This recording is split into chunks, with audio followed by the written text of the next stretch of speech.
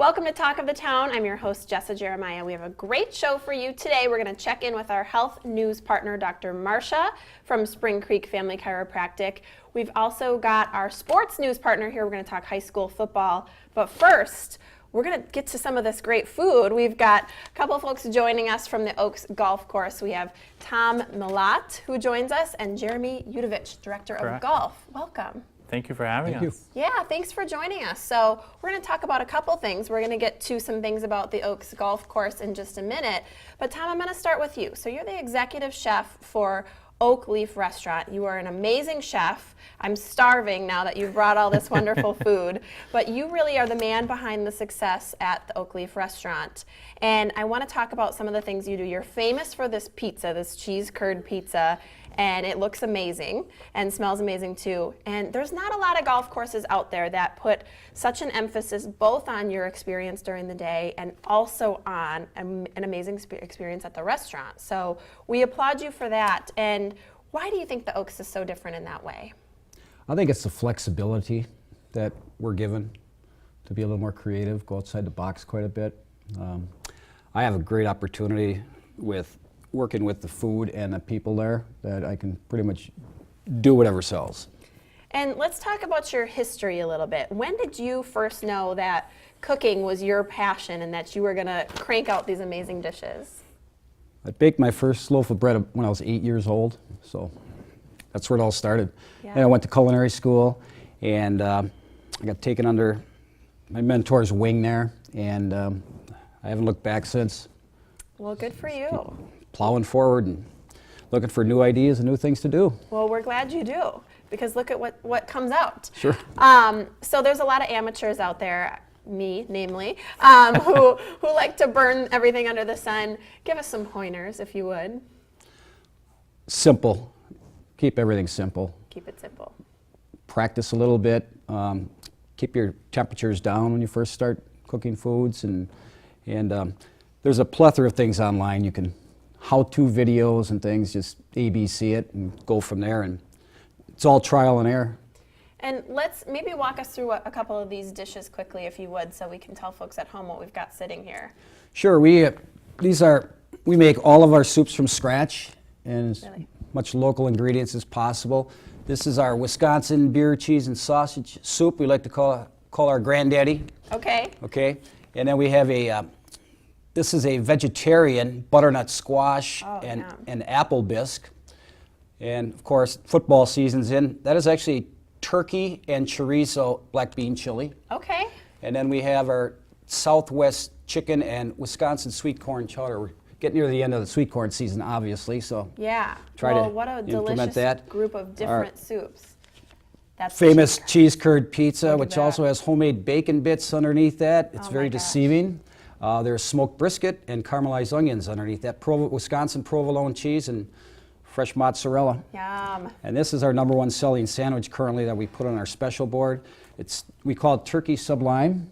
Okay. That's grilled turkey breast on there, a cranberry honey mustard mayonnaise, lettuce and tomato on sun-dried tomato focaccia bread. That looks outstanding.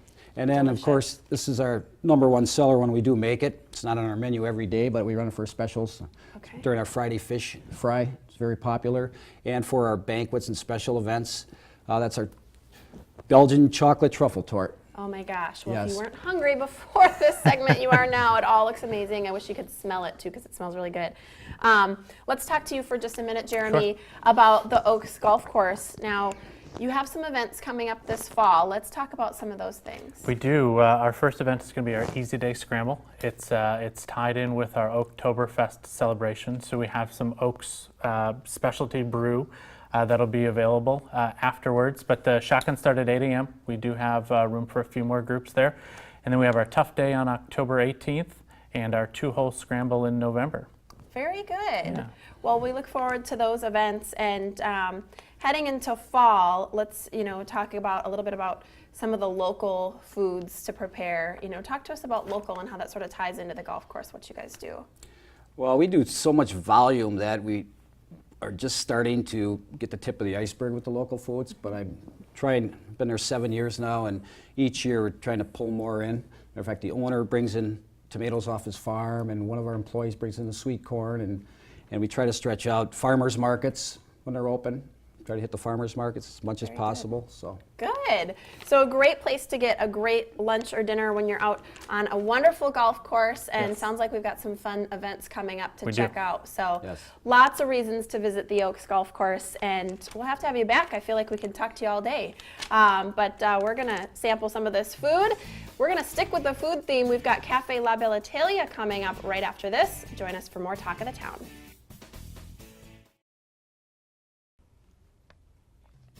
Welcome back to Talk of the Town. Well, if you weren't hungry already from the last segment, you're about to be now. Our friends from Cafe La Bella Italia join us. We've got Veronica Godowski. I try so hard with your last name. Joining us from Cafe La Bella Italia. Welcome. Well, thank you for having us. I'm so glad to have you. And it's fun to have you on Talk of the Town. We normally have you joining us on our restaurant show. And what a fun thing it is to have you guys. Have you enjoyed doing the show? Yes, it's helped us out so much. I mean, customers are starting to come in saying that they've seen us on TV, and they're always ordering like the mussels and the clams. So I know they've been here or seen us on TV. So Yeah. it's been really nice to have, being on the show and letting customers know who we are and what we do.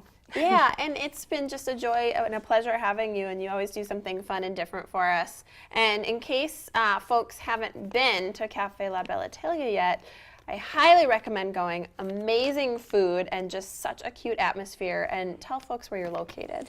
We're located on 1026 North Sherman Avenue, close to Warner Park, on the north side. So.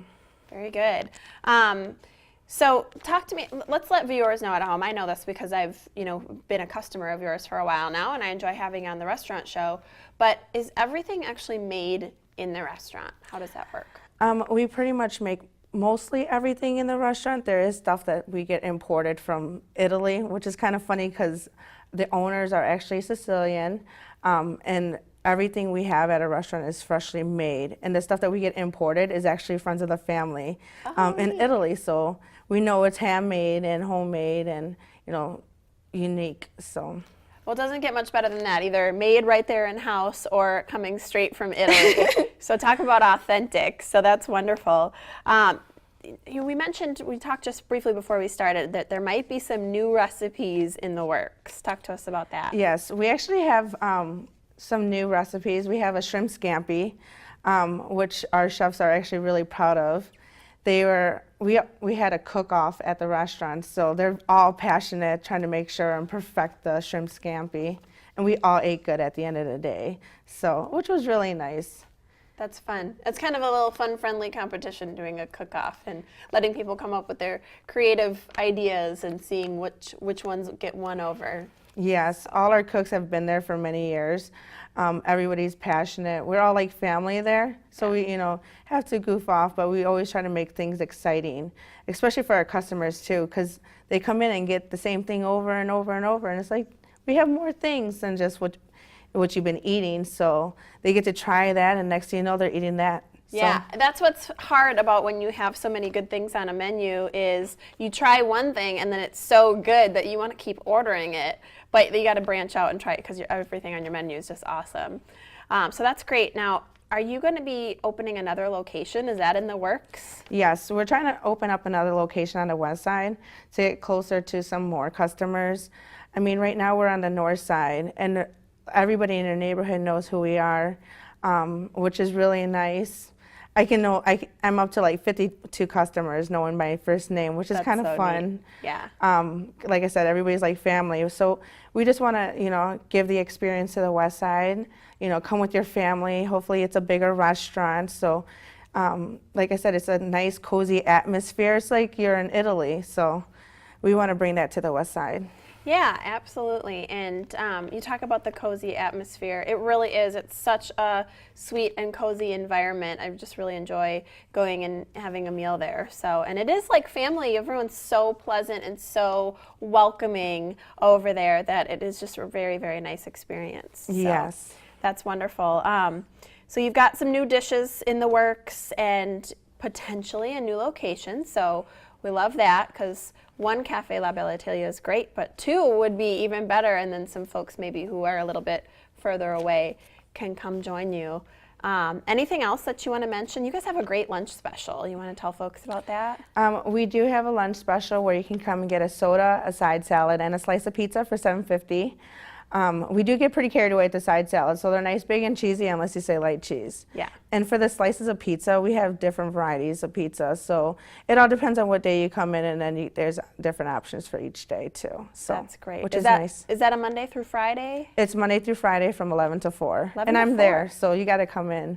That's right. You got to go see Veronica over at Cafe La Belle Italia. Get the lunch special. I've had that side salad. It's quite a salad. Like you Yes. said, you guys don't skimp, and just awesome, awesome food. So sounds good. Thank you very much for joining us. You want to cheers on our way out? I feel like Yes. Kathy and Hoda got our wine on TV here, but go see them over at Cafe La Belle Italia. Lots of great food. North Side, Sherman Avenue.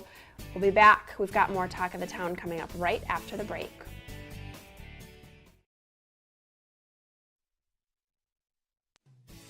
Welcome back to Talk of the Town.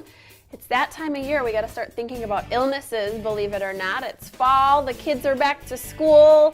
We're starting to worry about how to stay healthy, but thankfully we've got Dr. Marcia Schaefer, who joins us from Spring Creek Family Chiropractic, our health news partner and our resident expert. Thanks for joining us. Thank you for having me. Glad to have you, always glad to have you. So let's talk about trying to stay healthy this fall. What do you think causes a surge in illness in this time of year? What is that? We have to think about it. We go from this summer where we're running outside all the time, lots of sunlight, lots of fresh air. We're drinking more water because it's nice out. And then all of a sudden, stress season starts. We're back in school. We're doing all these things. It's really, really important to know that we're surrounded by virus and bacteria all the time. So it has nothing to do with the temperature. It doesn't matter if it's hot or cold. It matters how your nervous system deals with that. So when we have this surge of increased stress, increased junk foods, no exercise, we start to get sick. Yeah, busier families doing other activities rather Right. than being outside in the fresh air, to your point. So you mentioned, we've talked about this before, but that cold and flu season often is really a vitamin D deficiency. So what do you think what is that? Why? So again, the sun is where we should get most of our vitamin D. In the Midwest, I don't believe there's ever a time that you shouldn't be supplementing daily. The American Journal of Clinical Nutrition actually did a study, and they found a 67% decrease in children who were able to supplement with 1,200 IU of vitamin D a day. Wow. So What I'm was not that, 60? 67% decrease in the 67%. flu. Yep. Wow. And I'm not saying that vitamin D is going to stop the flu. I'm saying that vitamin D makes your body work the way that it should, and a healthy body is not going to get those viruses and bacteria. If you're doing blood tests, your vitamin D levels should be between 70 and 90. Wow, okay. Good to know. That's actually a very shocking statistic, 67% reduction just for taking a supplement. Right. So talk about importance there. Another thing that you've taught us to avoid is sugar. Yes. So why even more so this time of year? Well, if you think about it, something as little as 100 grams of sugar, which is a 20-ounce pop and 2 fun-sized candy bars, can decrease your immune function for 5 hours by 40%. Wow. So also, your first responders, when you get sick, a virus, a bacteria, inflammation, anything like that, white blood cells are what go after that stuff to wipe it out. Well, if you've got your sugar spike and you're having all this extra sugar, your white blood cells are going to go after that sugar and the inflammation that that's causing instead of the virus and bacteria. So even more so important, the processed sugar needs to get out of the diet or in moderation. That's crazy to think about. I didn't realize sugar had that big of an effect on your immune system. I always have to pick my jaw off the floor when you're here. So how do you help, or how can chiropractic care help these things? Well, we are nervous system experts. We're the only profession that's trained to locate, detect, correct what we call subluxation.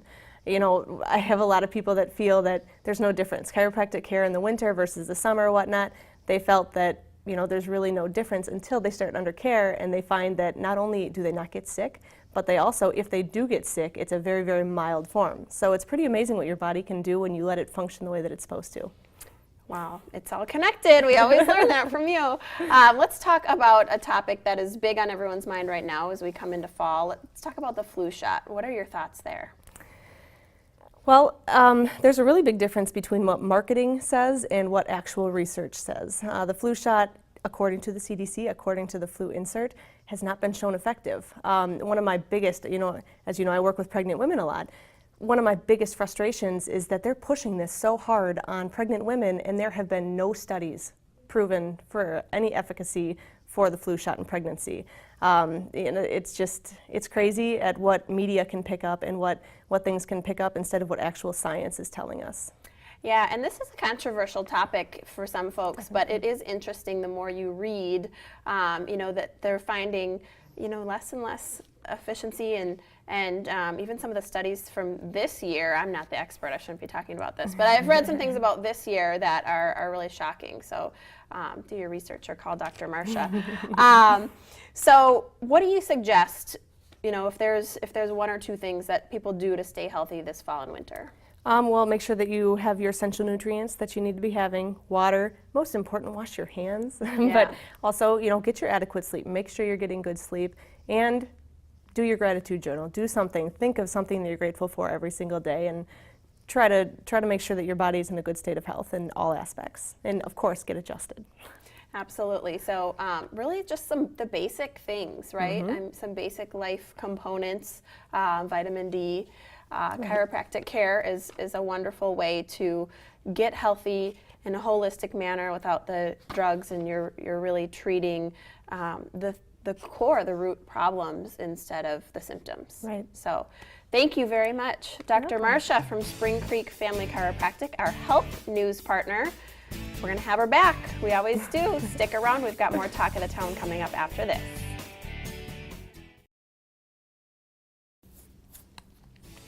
Welcome back to Talk of the Town.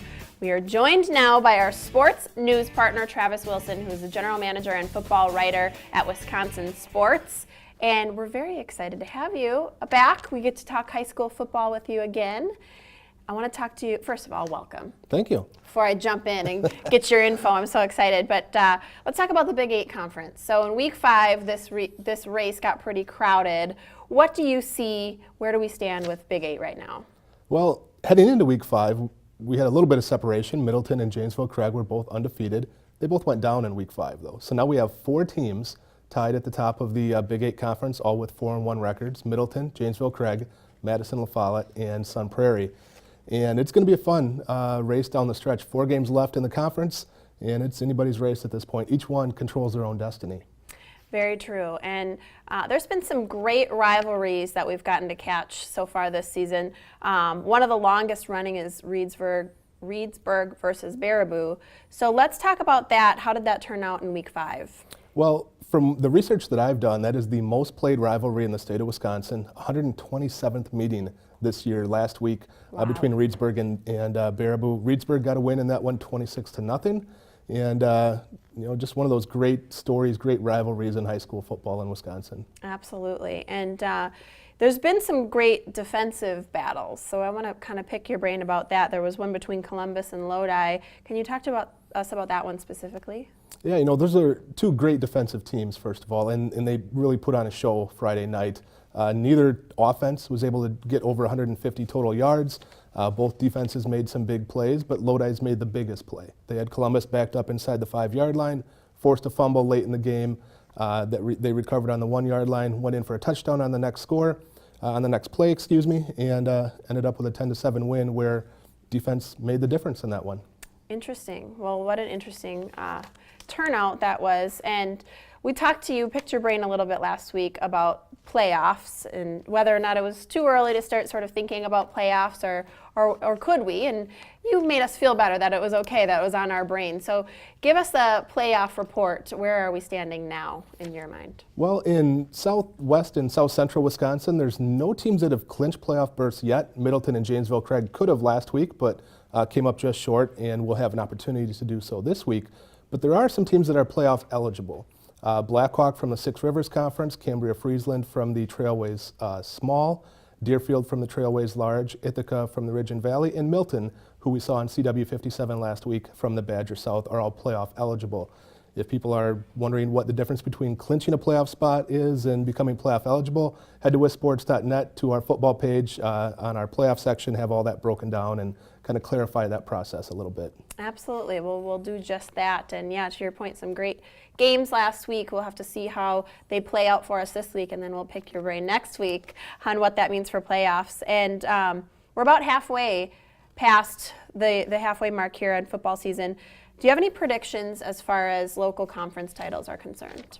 Yeah, well, if we kind of stay with the three main ones here in the Madison area, the three big ones, in the Big Eight I mentioned, that's kind of a mess right now with 4 teams tied at the top. Again, each one could win out and control their own destiny and guarantee themselves at least a share of the conference title. Of those 4 teams left, I like Sun Prairie. They have a difference maker on offense in All-State running back Noah Diaz, and on defense in Devin Webster, who had a big game last week. So I like them there. In the Badger North, I picked Reedsburg before the season. I might have to give a slight edge to Mount Horeb-Barneveld now in that race, but I think Reedsburg and Wanakee are still very much in it. Badger South, it's all about Monona Grove. They've dominated that league for a few years and look like they're going to do so once again. Very good. Good info. And what about some big statistical performers? What have you seen from that aspect so far this season? Well, we're just, like you said, just past the halfway point in the season and kind of get a good view on who's going to be some of the top statistical guys the rest of the way. Passing-wise, right now, Max Myler from Mount Horeb-Barneveld leads the way locally with 963 passing yards. Zach Zome from Madison East, even though they haven't got a win this year, had some very close games.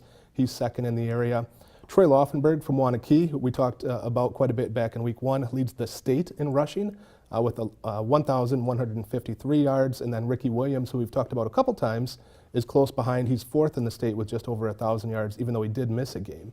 Receiving-wise, you have to go down to Prairie du Chien in the southwest part of the state. Casey Hoganson leads the way kind of in our area down there. And then Terrell Carey at Madison West has had a very good year as well. He's kind of in that top 15 to top 20 range. So those are some of the guys making a big impact so far locally. Very good. Well, thank you very much to Travis Wilson from Wisconsin Sports Network. I'm always so impressed with how much information you get in 5.5 minutes. It's very impressive.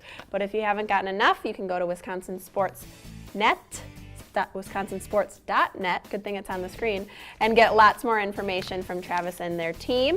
And we'll have you back. We'll have you back next week, and we'll get the scoop, all right? Sounds good. Thanks, Travis. Thank you so much for watching. Thanks to our guests, and please join us for more Talk of the Town next time.